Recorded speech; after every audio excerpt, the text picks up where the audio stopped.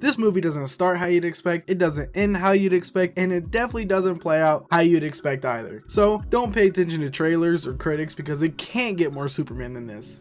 Right from the first few minutes, I knew this would be something different. I feel like this is by far my favorite and honestly the best Superman movie. You can call it recency bias or whatever you want, but I truly feel like this is the first time they really capture the humanity and vulnerability of Superman and Clark together, and I can confidently say David Corenswet is my Superman. I love Tyler Hoechlin, I love Christopher Reeves, but I never connected with the character in the same way I did while watching this movie. There are scenes in the trailer we've all seen 100 times, but none of them hit quite the same as they did in the movie. So don't listen to reviews or critics or anything you've seen online. Just go in with good expectations and enjoy the movie. Oh, and before we get into the good stuff, just a heads up, there will be spoilers ahead.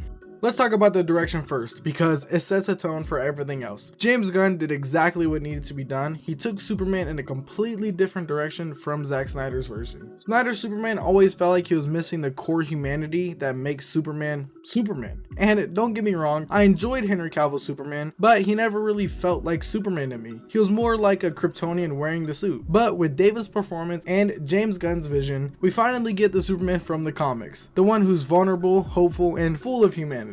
Even the way they incorporated Lex using modern social media to mess up Superman's public image felt natural, and it didn't feel forced into the more retro Superman story. Now I'm going to talk about something some Superman fans may dislike, or that I know did dislike about this movie, and that's the direction James Gunn took Clark's parents. Personally, I didn't mind it. I actually thought it could be a new and interesting direction for his character going forward, but I get why it feels different from the comics and how some people wouldn't like that. But for me personally, it didn't take away from the overall movie. And visually, the colors are perfect and look like they're pulled straight from a comic book page, and it fits perfectly for the tone and style of this movie. But don't even get me started on the flying scenes. I remember when the trailer first came out and everyone was bashing it for looking too CGI heavy or his eyes are weird, but in the actual movie they really do it justice. There's this moment when Superman takes off back to the Fortress of Solitude, and the way they shoot it is incredible. You see him pass through rainstorms, clear skies, and all these different weather patterns. It just makes the whole thing feel more real. But don't get me wrong, it's not just the look or the direction that makes this movie work, it's the cast. Every character feels like they belong in this story. So let's get into the performances.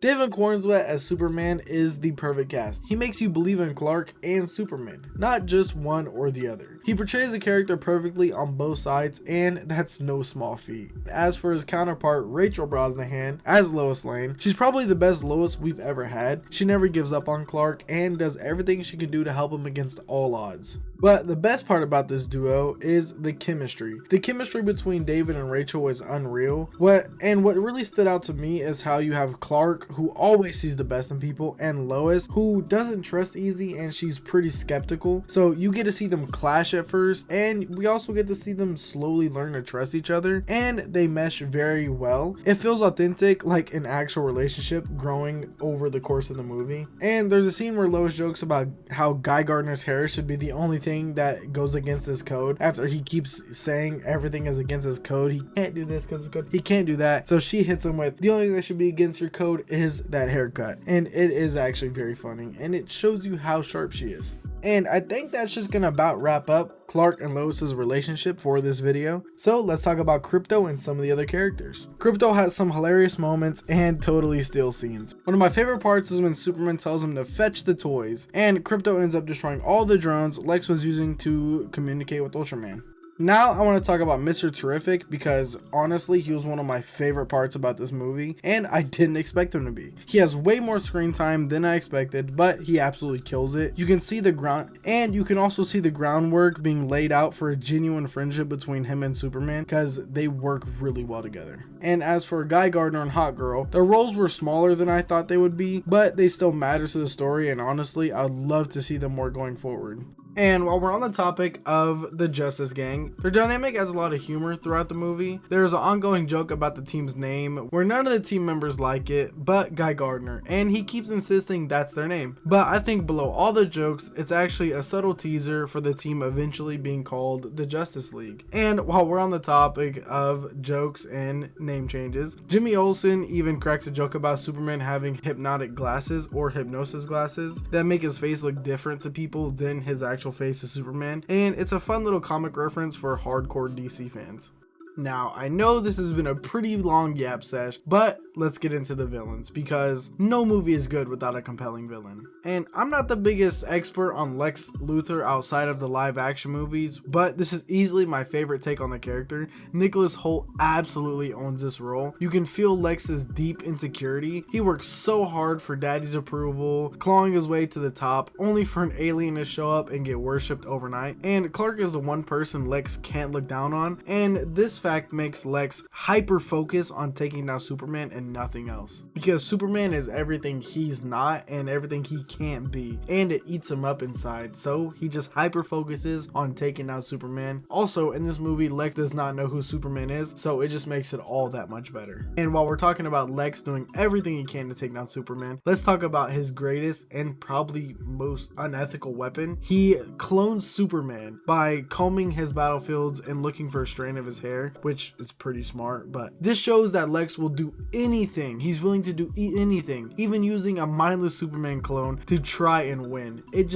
explains his character in itself. And the engineer, she's actually a pretty interesting character. She can turn her body into anything she needs because she was implanted with nanites or something like that, or she was born with them or something. And at one point she actually nearly kills Superman, and she does this by filling his lungs with nanite, and in theory this was the only way to actually kill him. And all in all, she does way more than I thought she would, and ends up being a pretty formidable opponent, well, until she wasn't. And now I'm going to talk about a character that for me was a highlight, and it's Metamorpho. His villain turned hero arc was so good. He starts out doing the wrong things for the right reasons, and by the end he learns to trust Superman and believe that Superman can save him and his son Joey. It's a full circle moment, and it's insanely heartfelt. And now we're going to talk about probably the biggest letdown of this movie, and that's Rick Flag. He had basically no part in this movie, and I was expecting him to show up quite a bit based on the trailers. I kind of wish we'd seen more of him because I really love Frank Grillo and I think he's an amazing actor, so let's just hope he shows up more. I know we're going to be seeing him in Peacemaker season 2. Comment below if you want a video on that, but yeah, so we have that to look forward to.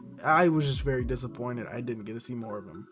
But before we wrap things up, let's talk about the post-credit scenes. And there was 2 of them, so there might be a little to go over here. The first one, Supergirl shows up, which was awesome to see. We get a glimpse at her suit, which has similar design to Clark's, but with a skirt and long boots. And might I say, Millie Alcock looks amazing in this role. I first saw her in House of the Dragon, and I'm very excited to see where she takes this character. And the second post-credit scene has this great moment where you see a building split from the rift, and Superman looks at Mr. Terrific and jokes, "It doesn't quite line up, does it?" Which totally upsets Mr. Terrific. He walks away and kicks a rock, and Superman's like, "Oh, I didn't mean to upset you." It's a small touch that makes their friendship even better.